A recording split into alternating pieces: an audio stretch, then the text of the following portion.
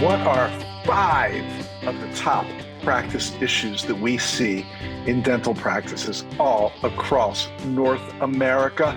You are about to find out. I'm Dr. Richard Maddow, co-founder of the Maddow Center for Dental Practice Success. And thanks so much for being with me today on the Dental Practice Fixers podcast. Or as our SEO person tells us we should say, the Dental Practice Fixers podcast for dentists, which is a podcast, dental for dentists podcast, dental podcast.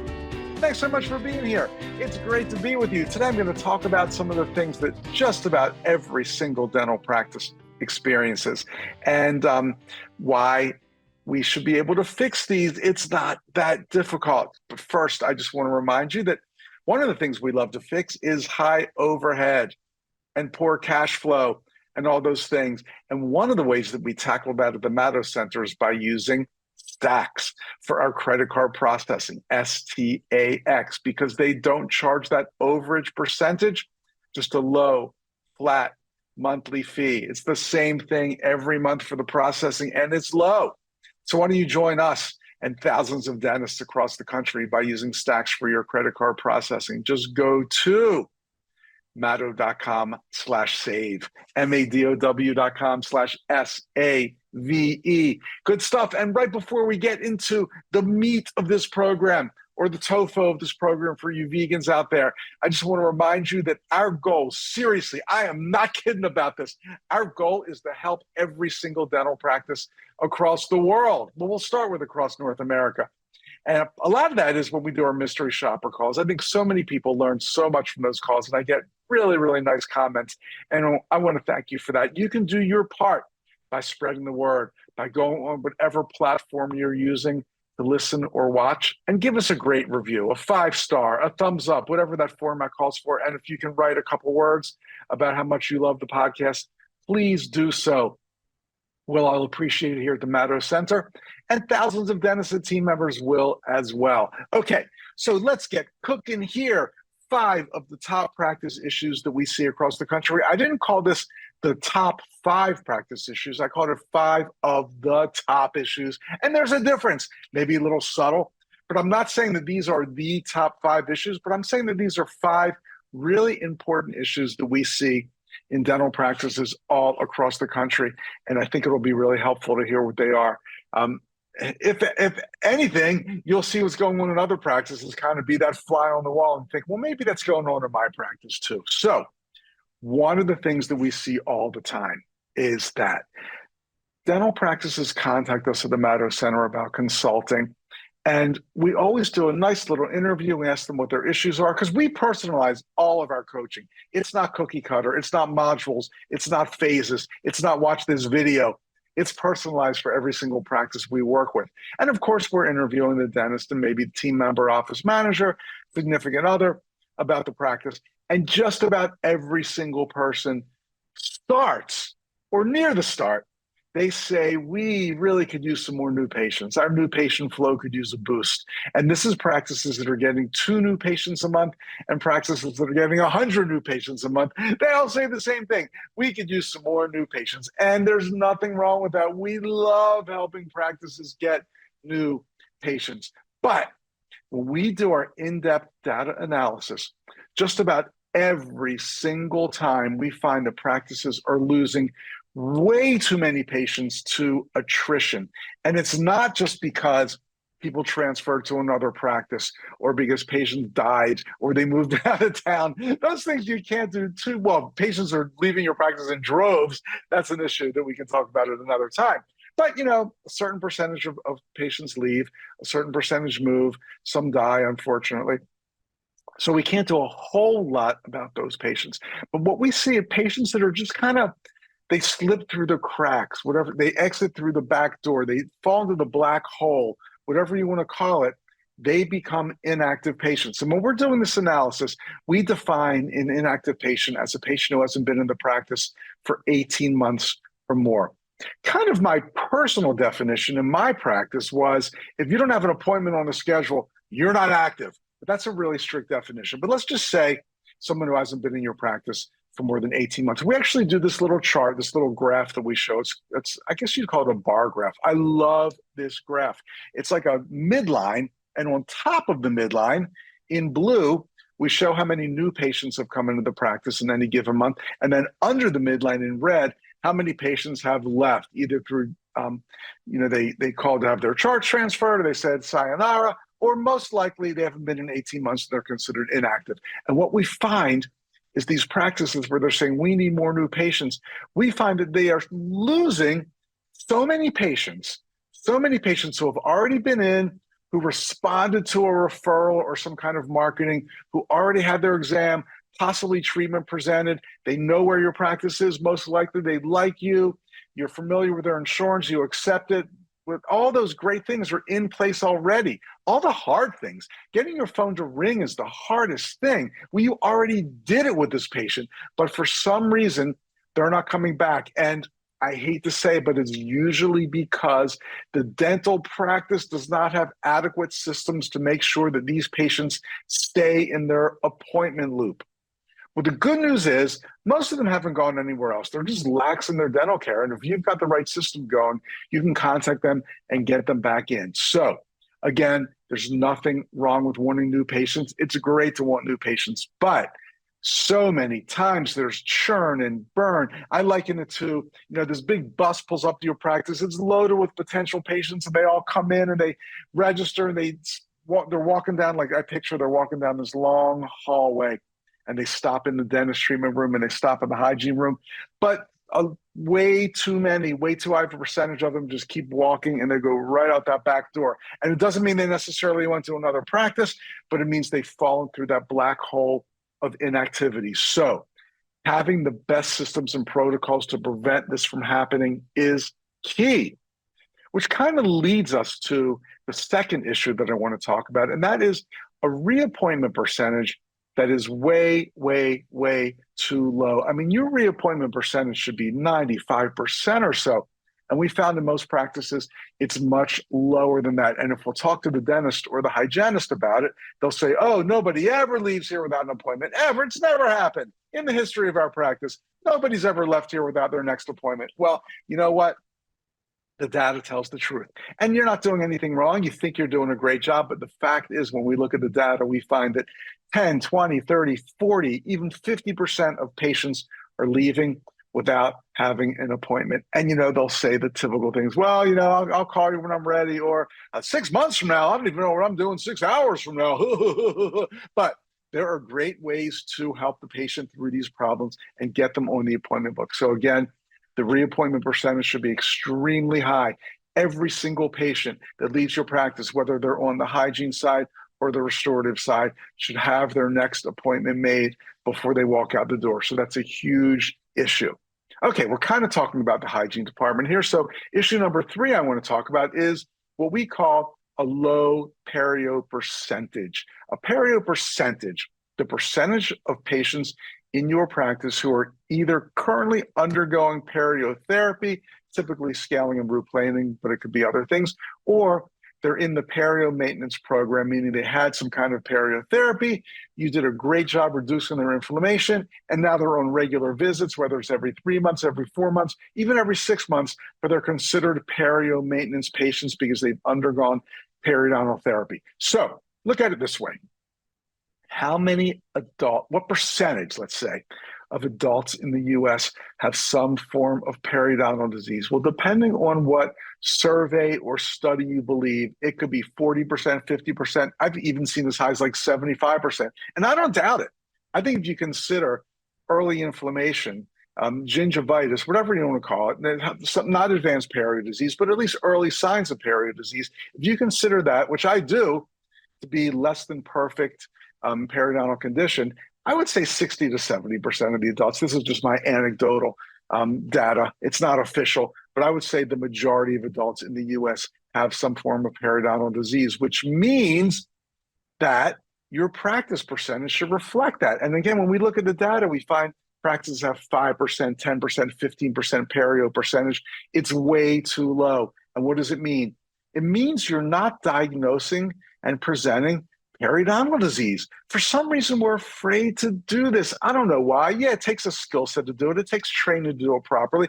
We're so much more comfortable telling a patient that they need a crown or a restoration or Invisalign or whatever. For some reason, we're a little shy about diagnosing periodontal disease, and we've got the practice that's become a prophy palace. And you know what the prophy palace is? The cleaning ladies doing bloody prophies. You're billing them as prophylaxis. You're telling the patient, yeah, brush or floss a little bit better. We'll see you in 6 months. And you're doing a disservice to the patient and to the practice and to the revenues and to everyone. And when we coach practices, we are so into getting the practice excited about getting our patients healthy. I can say this as someone who's been a dental consultant, somebody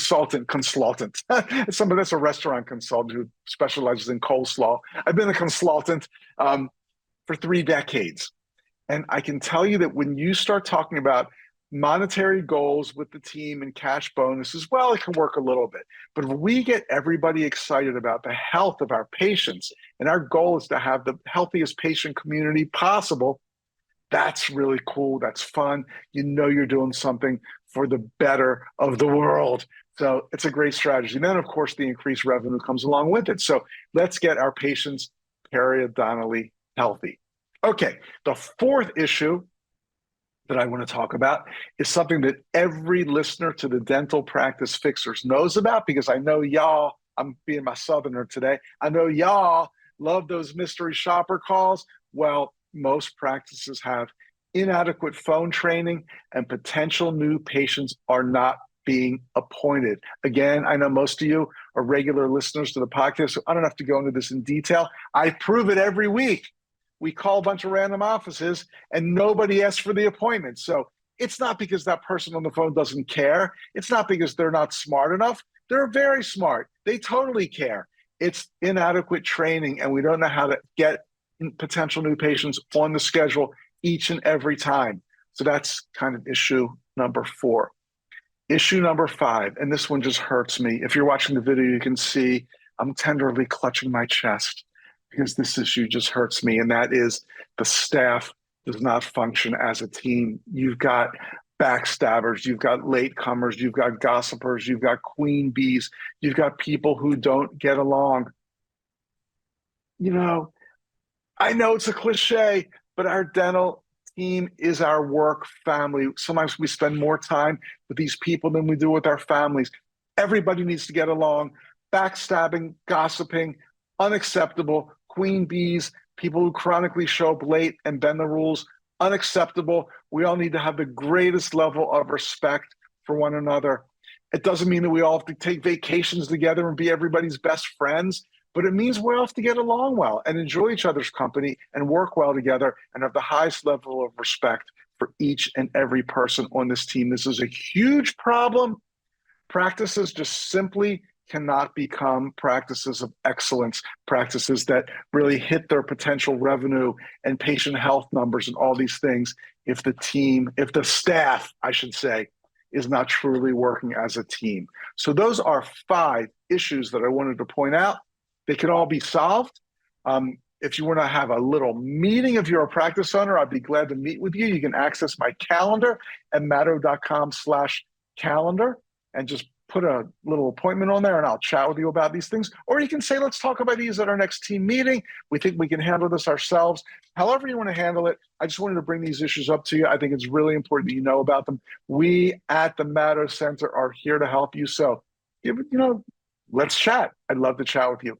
Matto.com/calendar. You can just get on my calendar. Speaking of learning, of ways to improve your practice, I just want to mention, because it's coming up really soon, August 11th and 12th, 2023. I'll be one of the speakers at the Ultimate Practice Growth Workshop in Orlando, Florida. It's at a really cool venue. I guarantee you've never been to a seminar in a venue like this before. The speakers are excellent. It's really being put on by Dr. Travis Campbell, the dental insurance guy. He is super smart and has helped so many practices with insurance issues.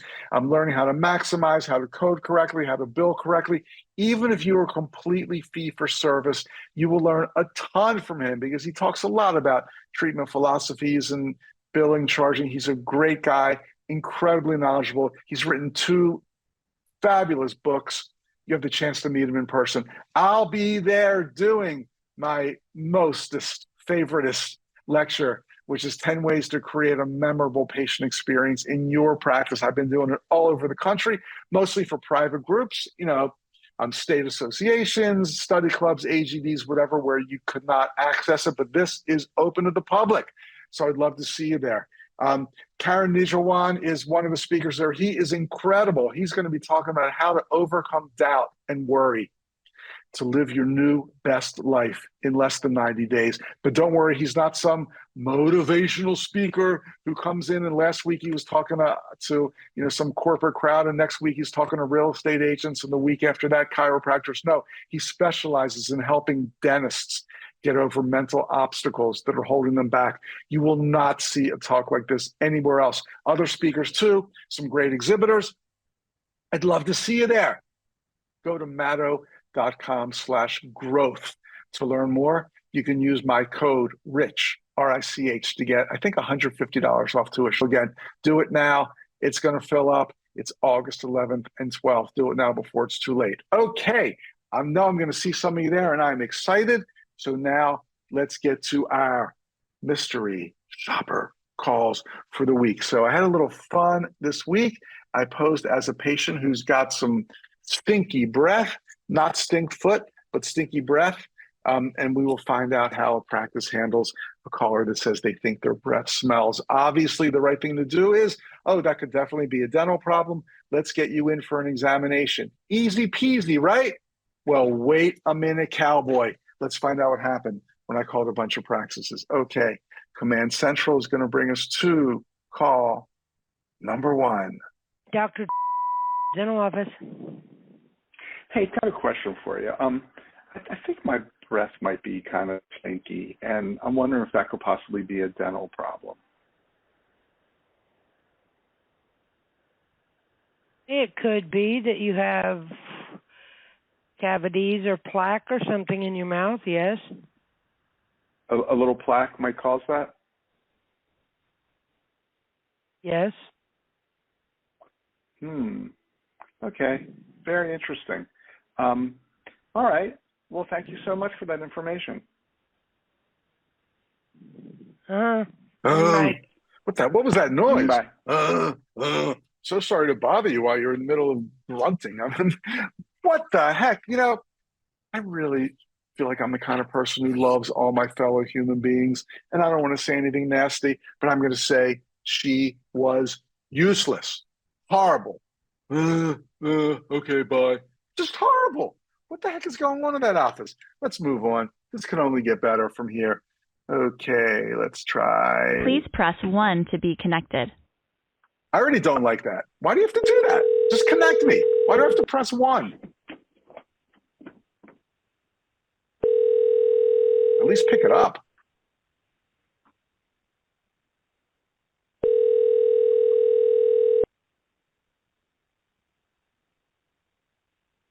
Most people would have hung up by now. Good morning, Dr. Elvis. How can I help you? I've got a question for you. I think my breath might be like a little on the stinky side, and I'm wondering if that could be a dental issue. Yes, it could be. Usually, if you have like gum disease or dry mouth can cause it, different things like that. Yeah, it kind of smells like mulch when like mulch gets laid out. Could that be a sign? Like, can you diagnose it from that odor? Well, when was your last dental exam? Oh, probably about 1.5 years ago. Okay, so what I would suggest is getting you in for an exam, just kind of looking at your gums and seeing if we can find anything. Sometimes if you have leaking restorations, like old restorations, bacteria can get underneath them and cause that as well. Okay. Never had really anybody say mulch, metallic type tastes or smells, but. What does that mean, a leaking restoration? Sometimes restorations, old ones, they can shrink, and bacteria can get underneath them, or crack. They can crack. So. Sounds nasty. Yeah. Yeah. Okay, I got it. Leaky restorations. All right. Well, hey, thank you so much. Hey, you're welcome. I hope you have a great day. Oh, you too. You too. I'll try not to breathe on anyone. Okay. Okay. Bye-bye. Okay. Bye. All right. No, I'm not going to have a great day because I've got a problem and I'm calling you for a solution and you won't help me. How am I ever going to have a great day? I mean, I got to say, about 45 seconds in, she was on the right track. She said the best thing to do is get you in. Why didn't she just say, can we see you tomorrow at 2:30, or whatever it is? But then she kind of veered off of that and started talking about leaky restorations. Like I have any idea what that means anyway. You know, most non-dental people don't even know what you mean when you say restorations. Maybe if she said like, old fillings or something like that, it would have made more sense. But she never had to go there because she answered the question actually pretty nice, said it could be a sign of some gum disease or whatever, and then let's get you in. But then she got distracted. I didn't even do it. She distracted herself and started talking about leaky restorations, and then in the end just never even asked for the appointment, just told me to have a nice day. So you have a nice day too, but not good. Okay, let's go to the next one. Dr. office, this is Jane. How may I help you? Hey, I have a question for you. I think my breath might be kind of really bad, and I'm wondering if that is often linked to a dental problem. It could be if you've not had regular dental cleanings and everything. It could be, yes. Yeah, it's like a 6 out of 10, I would say. Mm-hmm. What do you think? When was the last time you had your teeth cleaned? I've had my teeth cleaned, sure. When was the last time? When? I think it was March 18th, 2022. Did they say anything about it at that time? No, they were wearing masks though, so maybe, it smells a little bit like mulch, but maybe since they were wearing masks, they didn't notice. I don't know. They didn't say anything. They just, said a bunch of numbers and letters and sent me on my way. Like 3232463. So they did a perio charting. So it sounds like you may have a gum disease, and that can give you that. A gum disease. Wow. Okay. If they did, all right. if they did the numbers and everything, yes, it could possibly be. I don't know. Yeah, I know you weren't there at the time. Okay, I guess it could be a number of things. But yeah, I just wanted to see if it could be a dental issue as well. It could be. Yeah. Some people say it's if you have a bunch of throat problems, it could be that too. So it just depends. I see. Okay, great. Well, thanks so much. Uh-huh. Okay, bye now. Bye-bye. Bye-bye. It's unbelievable how, I don't know if it's like a curt ending, how many people go, bye-bye, bye, bye-bye, kind of like you idiot. It's like the flight attendants when you're leaving a plane and you can tell they're just tired and it's the last flight of the day. Bye-bye, bye-bye, bye-bye, bye-bye. Get out of here so we can get home. That's what I feel like on these calls. It's a very curt and rude goodbye. The least of her problems, obviously. It's not true that if they did a perio exam, it means I have gum disease, but she thought that was true. So why didn't she tell me I need to make a dental appointment instead of telling me it could be a throat problem at the end? Jeez. Just say, well, it sounds like they were checking you for gum disease. Let's get you in and check again, because that could very well be the problem. We can see you tomorrow at 11 a.m., and if that's not convenient, we've got Tuesday at 1:30 p.m., which works best for you. Why didn't she do that? I don't know. But she didn't. Okay, let's try again. Someone's going to get this right. I just know it. Dental care.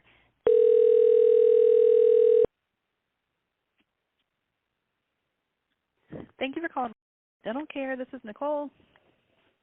Hey, I've got a question for you. I think my breath is like really bad. Kind of like even like my dog backs off when I start talking to him. Could that be a dental issue, you think? It could be. Do you have a dental office that you go to currently? I mean, I go to the dentist on a regular basis. I haven't been for about a year, maybe a year and 2 months. But I do, I used to get my checkups and cleanings. Yep. Yeah, do you have a history of gum disease or anything like that? I've never been told that. Never been told that. But yeah, it kind of smells like a foot. You know, I don't know if that's a sign of something. No, I mean, it could be a variation of things, but I mean, it doesn't hurt to get your checkup if you haven't had a checkup in a couple of years. Mhm. Yeah. Okay. What do you think they'd be looking for? It just, they'll do a regular exam, so anything, they'll look at your gums or any decay, anything like that. So I mean, there's just a broad. You initially need to just get a full exam just to check everything and see how everything's going. Mhm. Mhm. Mhm. Mhm. Okay. Well, thanks so much for that advice. I appreciate it. Yeah, you're welcome. Okay. Bye All now. right, bye-bye. That's a little bit nicer of an ending. Okay, look, I'm calling. We've established I haven't had a dental visit in well over a year. My breath smells like a foot. It's so bad that my dog backs up when I start talking to him. This is the dog talking now. I mean, I don't know what her conceptual continuity was here, but all of these things point to the fact that I need a dental appointment. And she starts asking me, have you ever been told you have periodontal disease? Who cares? This patient clearly needs to come in for a dental visit, clearly. And she makes no attempt to make the appointment. What are we going to do here? Okay, this is so frustrating. Let's try one more. I know this person's going to get it right. I just know it. Thank you for calling Dentistry. This call may be recorded for quality purposes. I mean, they're recording it. Dentistry, this is Diana speaking. How may I help you? Hey, Diane, I have a question for you. I've been told that my breath is a little smelly, and I'm just wondering if that could be from a dental problem. It could be. Are you currently a patient of ours? I'm not. Okay, because I was going to say I can look at your chart and see what was the last thing they saw in there. It could be many things. They would make a note in my chart saying like breath is horrible, something like that. Sometimes, because if I'm not mistaken, and this is me speaking from personal experience, gingivitis can give you bad smell, and sometimes patients have gingivitis. Mm-hmm. Oh, what do you mean? It's from your personal experience? You have gingivitis? No, I don't. I used to translate for people, and like that was one of the symptoms that they had. Oh, what's the translation of gingivitis? No. I speak Spanish, so I used to translate to people. So do you ever have to say to them like, respire profundo despacio por la nariz, por favor? Sí, algo así parecido. A veces el mal aliento puede ser gingivitis. Yeah, I gave you all the Spanish I got in that one sentence. So you think it might be gingivitis? Interesting. I mean, it kind of smells like it could be many things. Kind of smells like a foot odor. I don't know if that helps you tell what it is. No, because I'm not the doctor, so I can't really, I'm just the front desk person, so I can't really, give a diagnosis or anything like that. It could be many things. I see. So it could be a cavity, because a cavity also gives you bad breath. Yes, it could be many things. A dental flake, it could be that. Periodontitis also gives you bad breath. Oh yeah, periodontitis could give you horrible breath. I know one. Yeah. Okay, very interesting. Well, thanks for that rundown of the different things it could be. I much appreciate it. You're welcome. You don't want to set up an appointment with the doctor so they can take a look at it? I really appreciate you asking, and I'm gonna say that was a great thing that you did, but I'm not quite ready yet, but I will let you know. But I do appreciate that, and thanks so much for your friendliness.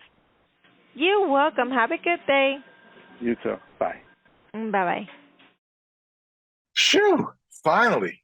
I mean, was it perfect? No. She kind of did it in like the reverse negative, like, you don't want to set up an appointment, do you? But I knew what she meant. That was kind of a colloquialism. I feel like she did ask me if I wanted to make an appointment. Again, it wasn't perfect, but out of the calls we did today, it was by far the best because she did, at the end of the call, try to get me in the appointment book. Maybe not the greatest effort or methodology, but she definitely tried in her way to get me on the appointment book. So we'll give her credit for that. If any of our Spanish-speaking listeners know what she said, send me an email, rich@matto.com. I'd love to know what she said because I have no idea. I used to speak actually pretty good medical and dental Spanish. I did my residency in Miami Beach, and we had a lot of Spanish-speaking patients. And at one point, I could do a whole medical history and physical in Spanish, but now nothing. I really lost it all, unfortunately, due to non-usage, which I do kind of regret. But anyway, a good note to end on because she did at least something right. If you want to comment, please send me an email, rich@matto.com, rich@madow.com. I'd love to chat with you. If you want to chat with me about how we can improve your practice, you can actually put a date on my calendar by going to matto.com/calendar. And I hope to see you at the Ultimate Practice Growth Workshop, Orlando, Florida, August 11th and 12th. Go to matto.com/growth. That's going to be it for today. I'm Dr. Richard Matto, co-founder of the Matto Center for Dental Practice Success. You can find us at matto.com, and I'll see you soon. Thanks.